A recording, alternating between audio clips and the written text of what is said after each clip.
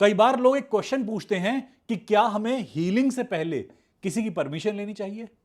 अगर हमारे पास किसी की परमिशन नहीं है तो क्या हम उसे हील नहीं कर सकते। बहुत लॉजिकल स्टेटमेंट है ये कि क्या आपको किसी को प्रेम करने के लिए परमिशन चाहिए होती है। क्या कोई आपको परमिशन ना दे प्रेम करने की तो आप क्या उसे प्रेम नहीं कर सकते या प्रेम का इंपैक्ट दिखा नहीं सकते। एक बच्चा है, मां को प्रेम करता है, मां बच्चे को प्रेम करती है। कल को बच्चा बड़ा हो जाए किसी और को प्रेम कर ले, अब वो अपनी मां को वैसा प्रेम नहीं करता जैसे बचपन में करता था। तो क्या अब उनका प्रेम का रिश्ता नहीं बन सकता। हीलिंग हो या प्रेम हो, ये दोनों बहुत सिमिलर टर्म्स हैं। उर्दू में एक वर्ड कहते हैं इश्के हकीकी और इश्के हबीबी। हबीब का इश्क हो या हकीक का इश्क हो, दोनों ही समान होते हैं। आप अपने ईश्वर के लिए कुछ प्रार्थना कर रहे हैं या अपने प्रेम के लिए प्रेम गीत गा रहे हैं, दोनों में उपमाएं सेम होती हैं। दोनों को आप सेम आदर भी देते हैं। ऐसा नहीं है कि आप यदि किसी की परमिशन लेकर ही आगे बढ़ पाए तो उसकी आप हीलिंग कर पाए, उसे आप प्रेम कर पाए। अगर आपको किसी को हीलिंग देनी है और उसकी परमिशन नहीं है तो आप हाईएस्ट गुड के लिए हीलिंग कर सकते हैं, सर्वोच्च भले के लिए।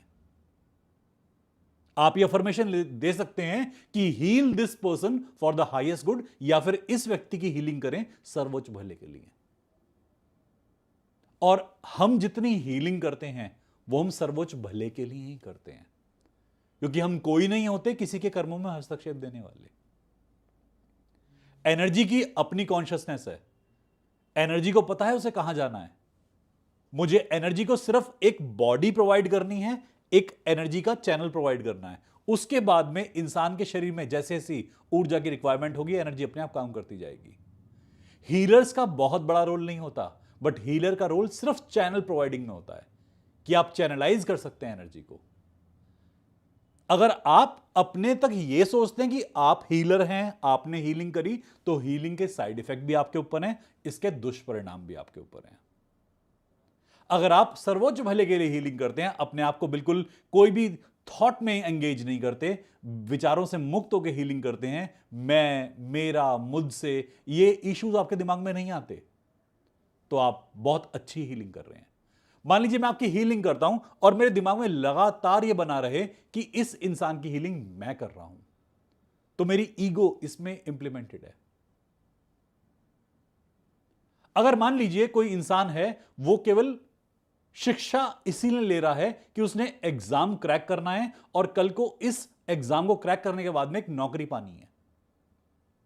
जो इच्छा शक्ति है अच्छी है, बट सीमित है, दायरे सीमित है। कल को आप अगर इस फील्ड में आगे बढ़ेंगे तो ऐसा हो सकता है बोर भी हो जाएं और इस नौकरी को छोड़ भी दें। कई बार लोग अपने ईगो को जस्टिफाई करने के लिए, सोसाइटी में अपने आप को एस्टेब्लिश करने के लिए पढ़ाई कर लेते हैं कि मैंने ज्ञान अर्जन किया किस लिए, क्योंकि मुझे सम्मान पाना है, मान पाना है। चलिए एक दिन मान, सम्मान, पैसा सब मिल गया, अब यह विद्या किस काम की। अब तो बोर हो जाएंगे।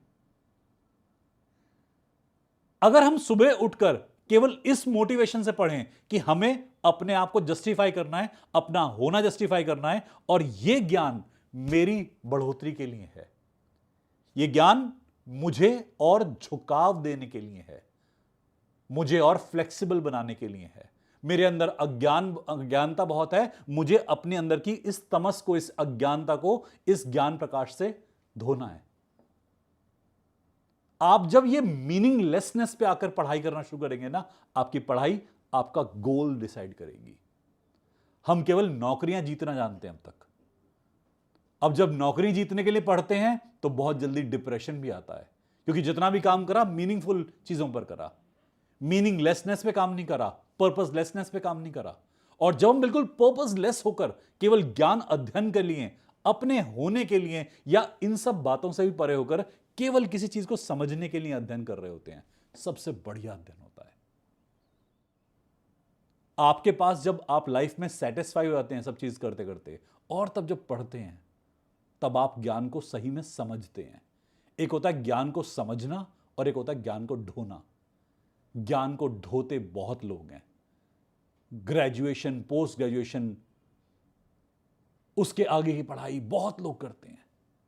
नाम के आगे पीएचडी, नाम के आगे डीलिट, पता नहीं क्या क्या लगा लेते हैं। आप कभी पूछ के देखें, ज्ञान ढो रहे हैं या वाकई में ज्ञान लिया था? आपकी नॉलेज आपके अंदर हैप्पीनेस ना लाए, आपकी नॉलेज आपके अंदर ईगो लेके आए, ज्ञान ढो रहे हैं। जब इंसान वाकई में ज्ञान अर्जन करता है तो किसी एक क्षेत्र में नहीं करता, वो हर क्षेत्र में करता है और पूरा मन खोल के पढ़ता है। हीलर्स के साथ भी समस्या है। हीलिंग फील्ड में जब आते हैं तो कोई इंप्रेशन क्रिएट करने के लिए आते हैं, एक सुपीरियरिटी, डोमिनेंस क्रिएट करने आते हैं कई हीलर्स। कई हीलर्स को बात सुन के शायद बुरा लगेगा कि नहीं ऐसा तो नहीं है, कईयों के साथ नहीं होता। पर बहुत सारे ऐसे लोग आपको मिलेंगे जो किसी फील्ड के अंदर अपने आप को एस्टेब्लिश करने के लिए आते हैं कि मुझे एक मास के ऊपर अपना वर्चस्व कायम करना है, अपनी होल्डिंग एक कैप्चर करनी है, ये मेरी टेरिटरी मार्क करनी है।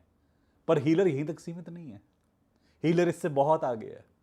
और जिस दिन आप प्रयास करना बंद कर देते हैं हीलिंग फील्ड के अंदर, मेडिटेशन फील्ड करने के अंदर, उस दिन आपके पंख खुलते हैं। यह फील्ड ऐसा है जहां लगातार प्रयास करने से आपकी हार हो जाती है बहुत बार, और जिस दिन आप प्रयास ना करने की भावना के साथ में प्रयास करते हैं, आप जीत जाते हैं।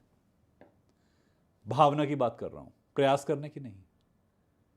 प्रयास करना जरूरी है, बट भावना कैसी होनी चाहिए? अगर मैं यह सोच रहा हूं कि मुझे रिजल्ट चाहिए तो मेरा ध्यान सारा रिजल्ट पे है। अगर मैं यह सोच रहा हूं मुझे कर्म करना है, रिजल्ट कुछ भी आए, अब मेरा ध्यान कर्म पे है। कर्म योगी जीतता है। जो फल भोगी है उसका दायरा सीमित है। फल की चिंता करते हुए हीलर बनेंगे, आपकी बॉडी पे भी इंपैक्ट आएंगे, आपकी एनर्जी पे भी इंपैक्ट आएंगे, आप दूसरों को हीलिंग देते देते खुद भी डैमेज हो सकते हैं। आप अपने कर्म पे आधारित होकर काम करेंगे कि मुझे काम करना है, मुझे कर्म करना है। सामने वाला चाहे जैसा मर्जी है, सामने कैंसर है, सामने ट्यूमर है, सामने डिप्रेशन है, कुछ भी हो, और चाहे सामने कुछ भी ना हो, मुझे अपना कर्म करना है। मुझे कोई फर्क नहीं पड़ता कैसा पेशेंट आए, किस टाइप की कोई तकलीफ आए। आप देखिएगा आपकी हीलिंग कैपेसिटी बढ़ती जाएगी। डिवोशन हमें बहुत चाहिए होता है, प्यार में भी और ऊर्जा में भी। और एक बात और बताऊंगा कि जिसे प्यार करना नहीं आता उसे हीलिंग करनी नहीं आती। जितने आप प्रेम में डूबते जाएंगे उतने बड़े हीलर होते जाएंगे। पर प्रेम का मतलब वो नहीं जो भौतिक जगत का प्रेम होता है, किसी व्यक्ति विशेष का प्रेम होता है। यदि कोई किसी एक इंसान से ही प्रेम कर रहा है, सीमित है, लिमिटेड है, रिस्ट्रिक्टेड है। आप जब प्रेम में होते हैं आप सब चीजों को प्रेम करते हैं। आप अपने आप को प्रेम करते हैं, आप दूसरों को प्रेम करते हैं, आपको अपनी कला से प्रेम होता है, अपने कर्म से प्रेम होता है।